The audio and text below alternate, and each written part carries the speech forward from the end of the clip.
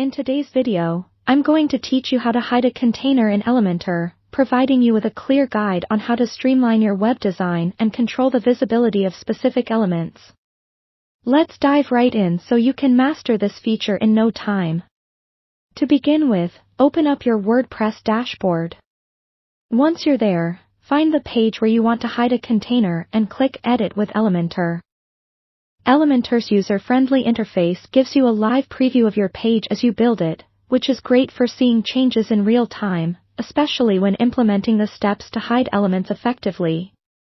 Now that we are in the Elementor editor, locate the container you wish to hide. If your design involves multiple sections, you might need to scroll up or down, but it should be easy to spot by hovering over each section to see their outlines.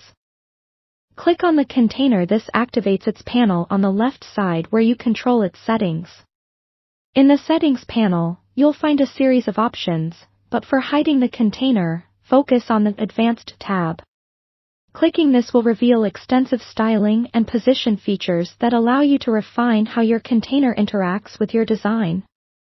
Scroll through these options until you come across the Responsive section, a handy tool for customizing element visibility according to the device type. Within the Responsive section, you will see some toggles labeled as Hide on Desktop, Hide on Tablet, and Hide on Mobile. These options provide granular control over visibility across different devices. For example, if you want to hide your container on desktop devices only, simply activate the Hide on Desktop toggle.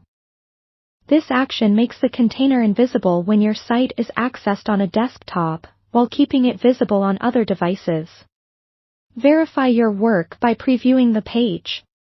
To do this, click on the eye icon located at the bottom left corner of the Elementor panel.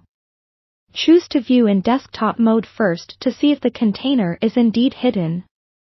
Then switch to tablet and mobile views to ensure that it displays as expected across these devices.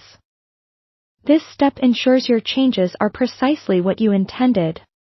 If at any point you wish to make the container visible again, just return to the Responsive section and deactivate the toggles you had turned on earlier.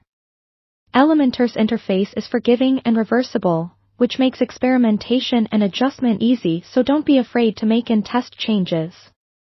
That's it. You now know how to effectively hide a container in Elementor, giving you the flexibility to fine-tune your web design to be clean, succinct, and optimized for your audience's viewing experience. Thanks for watching, and I hope this guide has been helpful. Happy designing!